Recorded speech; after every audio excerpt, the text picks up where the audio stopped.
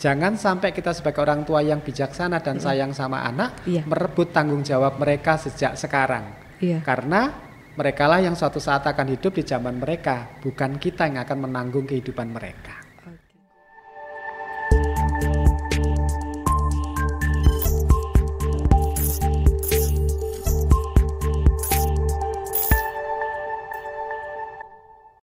Halo ayah bunda yang berbahagia, Assalamualaikum warahmatullahi wabarakatuh. Gimana kabarnya ya, mudah-mudahan yang di rumah selalu diberikan kesehatan ya.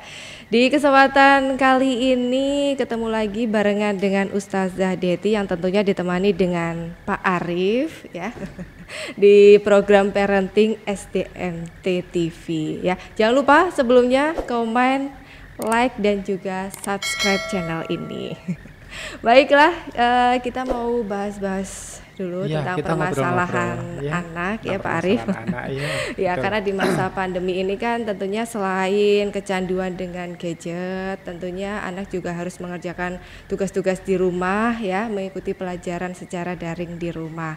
Nah biasanya nih orang tua kan nggak pengen anaknya itu nilainya punya jelek, nilai yang jelek gitu ya. Atau orang tuanya nggak sabar.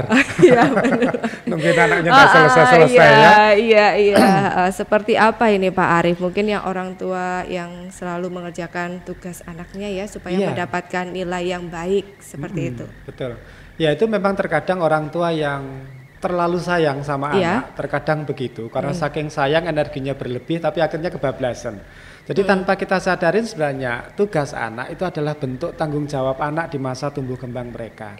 Jadi kalau kita orang tua karena mengharapkan sesuatu yang baik untuk anak, tetapi dilakukan dengan cara yang kurang baik, itu akan membuat anak terkadang, alah paling nanti mama yang ngerjakan, alah aku nggak bisa, paling nanti ayah yang ngerjakan, mama lah paling nggak sabar nanti disubmit sama mama sendiri, kan gitu ya. Nah ini juga perlu diketahui pada orang tua bahwa mengerjakan tugas adalah bentuk tanggung jawab di usia dini. Tanpa disadarin ketika orang tua merebut tanggung jawab anak di usia dini, anak tersebut tidak akan mau bertanggung jawab, bisa menjadi perilaku sepanjang hidupnya. Kan begitu. Jadi diberikan amanah, mereka ketakutan, kemudian dilemparkan ke orang lain. Nah itu adalah cara-cara yang tentu kurang bijaksana.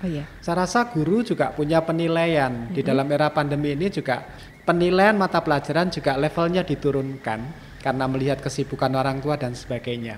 Jadi janganlah kita sebagai orang tua Ustazah mengambil tanggung jawab anak sehingga tanpa sadar kita akan punya anak kalau ada apa-apa tidak mau melakukan karena dia tahu mamanya yang mengerjakan.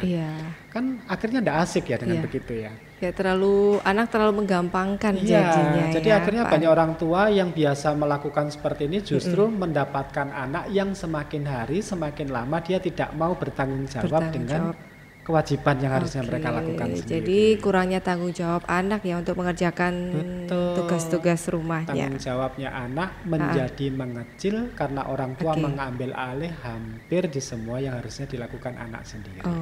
Seperti itu yang terjadi. Jadi seperti apa? Orang tua harus bagaimana mungkin supaya anak mau mengerjakan tugasnya sendiri dan orang tua juga puas dengan hasil yang diperoleh.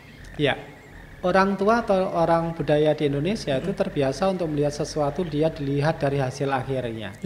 Tetapi kita lupa bahwa proses itu akan menentukan bagaimana hasil akhir sepanjang kehidupan mereka. Jadi artinya orang tua perlu Anda sabar, perlu Anda ambil sikap yang nyaman, tenang dan tidak panik, temanin anak. Jadi ketika kita di dalam menemani anak, kita akan tahu bahwa level anak kita sebenarnya masih pada level yang dia perlu kita support ulang lagi, perlu kita dukung lebih kuat lagi. Jadi jangan ketika kita tahu ketika dampingin anak, kita tahu level dia itu sampai level ini, kita paksakan untuk menjawab soal yang levelnya di atas untuk dilihat baik saja. Ternyata akan banyak level-level yang tertinggal dari acuan-acuan yang seharusnya dia sudah capai.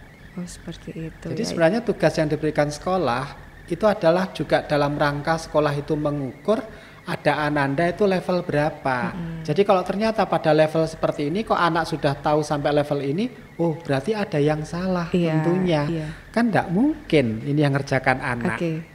Dari situ pun juga sebagai bentuk penilaian ada campur tangan orang tua. Jadi sekolah pun akhirnya juga sudah ada kok indikator seperti itu kan sudah terlihat sebenarnya betul sekali. Gitu. Jadi kembali lagi saya menyarankan biarkan itu tetap tanggung jawab anak-anak kita. Jangan sampai kita sebagai orang tua yang bijaksana dan sayang sama anak merebut tanggung jawab mereka sejak sekarang. Karena merekalah yang suatu saat akan hidup di zaman mereka, bukan kita yang akan menanggung kehidupan mereka. Seperti itu ya. Jadi harus mendampingi ya di saat anak mengerjakan tugas, meskipun orang tuanya mungkin pengen cepet-cepet selesai kerjaannya anak ini ya. Betul. Jadi supaya orang tua juga tahu sendiri bahwa level anakku dari sini. Berarti apa? Dia harus banyak latihan, harus diundangkan guru les yang untuk bagus, atau mungkin harus dilatihkan ke banyak hal yang untuk menguatkan dia. Jadi dengan begitu sebenarnya orang tua justru tahu loh ketika menemani anaknya. Ikutin aja prosesnya, jangan langsung ke hasil akhirnya. Jangan langsung ke hasil akhirnya. Iya, itu tadi ya penjelasan dari Pak Arief tentang bagaimana sih orang tua menghilangkan kebiasaan untuk mengerjakan tugas-tugas sang buah hati tercinta. Ya, harus didampingin ya. Kalau nggak bisa mendampingin, kita menghadirkan guru les. Cari alternatif lain. Alternatif lainnya. Bahwa ini kurang dan kita pun terkadang orang tua kan tidak punya kemampuan untuk menjawab soal ini. Betul. Jangan sekali. Dipaksakan juga.